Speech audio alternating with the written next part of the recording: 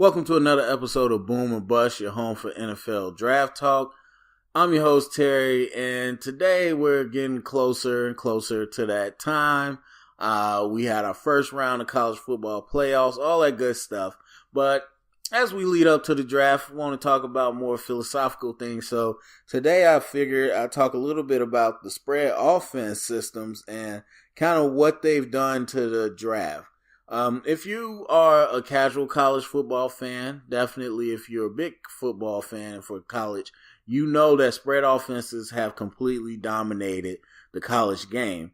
There was a point where a few teams, a good number of teams did it, but not everybody. There was a lot of different systems and styles, which was one of the cool things about college, but now it's absolutely dominating everybody. So what does that do to the prospects coming out in the NFL draft? And what does that do ultimately to the NFL? Because for somebody that's been doing this for almost 10 years, I can tell you that the prospects that are coming out are different, and ultimately that affects the NFL game. So really talking about spread offenses, number one, we got quarterbacks. I think if you read any articles, if you listen to anybody else about spread offenses, 9.9 times out of 10, they were talking about the quarterback. And it's very true. The quarterback has been immensely affected by it, but I wouldn't say it's the most important one. But sticking with quarterbacks, we've seen the effect of it. We're getting to the end of the road of those veteran quarterbacks, the Phillip Rivers, Eli Manning, Roethlisberger, Brady, Aaron Rodgers. A lot of those guys are getting to the end of the rope that were groomed in the more traditional styles.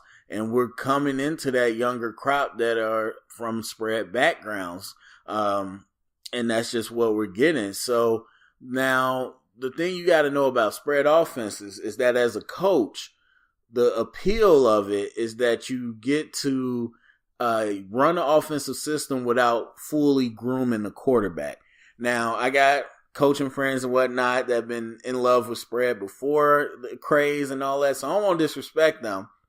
But overall, for a coach, that is the appeal of the system, is that even though my quarterback's not ready, I can run a whole offense around him still and be effective. Using quick passes, huddling up, a lot of motion, having him run the ball like another running back, all those good things. And that's fine. I get it. I can't knock that. That's a whole nother conversation about the disservice these prospects get. But that it is what it is. So when you come from the concept of spread offenses that's built in that, then you got to imagine that eventually the effect is going to catch up to these quarterbacks where they're coming out of college without the tools and the mindset that the NFL coaches want and expect from them. Is totally different. And a lot of times it's not about a player can't do it. It's more so they haven't had experience doing it. So even if eventually you can catch on, there's going to be a learning curve that you're automatically on because you don't have experience in this type of role. And one of the smaller things that used to be just amongst us football people, but now fans kind of understand, and it's kind of funny though, is the under center snaps. At one point people would be like, so what? Who cares? Why does that matter? And it seems like one of those small things, but it is very important because the footwork and everything is different. And so as we grow as fans, people realize exactly how much these quarterbacks have to change. And that's a smaller thing, but you talk about reading coverages, things that are really big, it's completely different. And so there's a lot that the quarterbacks coming out of spread systems have to get used to the point there's a whole market for quote unquote quarterback gurus as they get ready for the draft to unteach them 3 or 4 years of football and reteach them the pro style. So we look in the league and we see how that's affected it. And I mean, we got guys that just aren't ready. You got a society that is impatient and just wants everything right now. So owners and coaches put people in before they're not ready. You have to dumb down the playbook. You can't utilize all your playmakers as well as you could. And it's a whole cycle. And so I think that definitely has affected the quality of the product coming out. It hasn't changed the value of the position. People want quarterbacks, and so we get guys that shouldn't be at all top prospects going first round simply because they're quarterbacks. It also affects the defense. So, I think most people understand the defense has gotten faster. Now, that's just the natural evolution of the body in sports sports exercise, sports science. But they have gotten so much faster. You still got big boys, but even big boys are faster. It's just what I'm thinking, the quick twitch muscle fibers are just outstanding these days. And so, but even still, you do tend to lean on guys that are less bulkier and quicker, at the linebacker positions, at the safety positions and whatnot. There's a different body type. There's a different type of athleticism to defense. And honestly, it's making the league a lot more dangerous. Not dangerous like that. They're making defenses more dangerous. And as much as we talk about passing league and all this crap, it's cyclical. It's going to come back around. It's already coming back around to power run. But as much as we talk about that, I do see a time where defenses are really going to run the league, because the offense, the aptitude of the offense is going down while the defense is going up, because it's a lot less, there's no spread defense. So yes, you can be used to moving a lot faster and whatnot, but there's no, the reads are the same, the keys are the same, the gaps, the coverages, all that's still the same football. And so these guys are getting faster and whatnot, but they're still as smart. Whereas on offense, a lot of the spread offensive players aren't smart all around. And so it's going to be scary. It's going to be scary at one point as these defenders just get quicker and quicker. That leads me to my other point, though, and where we're really talking about it is everybody's favorite new thing, the pass rusher. And so while we are getting these freaks, and honestly, that's a whole nother, I'm not even going to get there. We're getting freaks. I'll say we're getting freaks.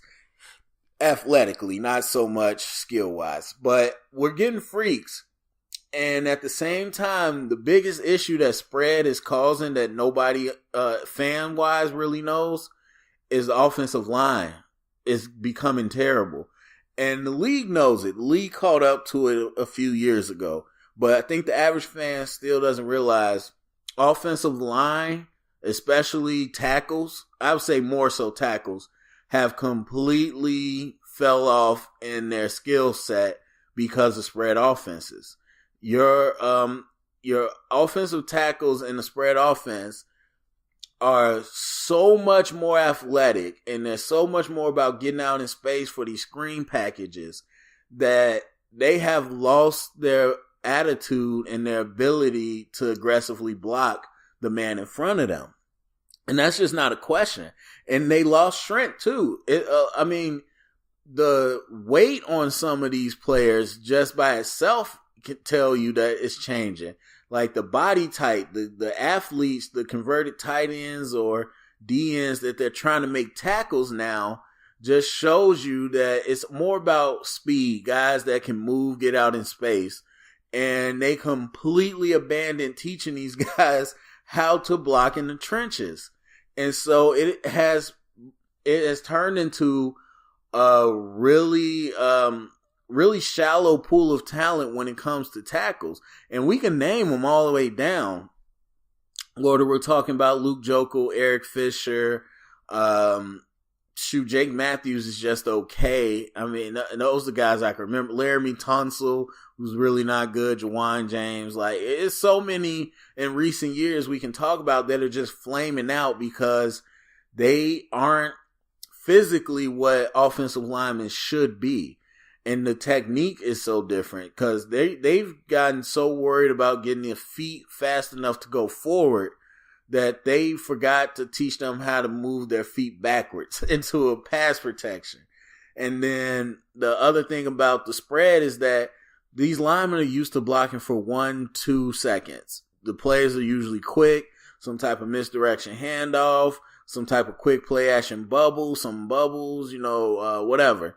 They're not used to protecting for a long time. And so then you get in the NFL where you're doing a play action 7-step and it takes 4 seconds to develop. They cannot handle these pass rushers in the NFL for that long. And so it's a huge learning curve for them too. A guy like Garrett Bowles last year, probably one of the best athletes you've seen, but one of the nastiest attitudes you've seen. And that alone, even though he's not big, he's not strong, I knew he was going to be okay because he has the attitude of a lineman. And a lot of people don't have that anymore. And that is really going by the wayside. Now, one thing I'll say is it's not pure zone spread like it was before.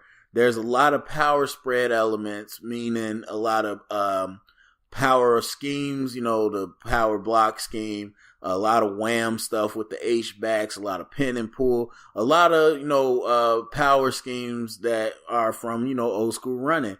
And so they're bringing that back. So I think the interior, the center and guards continue to get better, and they are starting to really still develop because you got some big boys, pretty decent feet, but big boys that are people movers. And they're getting back to that downhill blocking out of spread formations. And so I think they continue to maintain their ability. But tackles, I'm telling you, we're at like people say the NFL has a lack of quarterback, a lack of supply of quarterback and a high demand. Yeah, to an extent. I would say most teams have a quarterback, but we're really going to be talking about the demand for tackle. You think they get paid a lot now? We're starting to fall off. And once we get the older guys retiring, it's going to be really bad because at the moment, the spread offenses have just completely changed the makeup of a tackle. And while most teams kind of compensating the league with the screens and they're doing better at getting linemen out in space, I don't think it's sustainable. I think the best teams and the more dominant teams are going to be the ones that have a balanced offensive lineman that knows how to block it downhill in the run game, but they also can pass protect and be athletic. So I don't know, man. At this point, if you don't have a stellar offensive line coach, it's going to be tough to turn these prospects into anything usable. So anyway, that's my quick thoughts on the spread offense and kind of its effects on the NFL draft. So do me a favor though, go to the comment section, let me know what you think. Share this around as we get into the draft season. You got any friends, family, whoever that likes the NFL draft, that are interested, tell them to check out Boom or Bust. This is going to be your home for draft talk this whole draft season. And thank you guys for listening.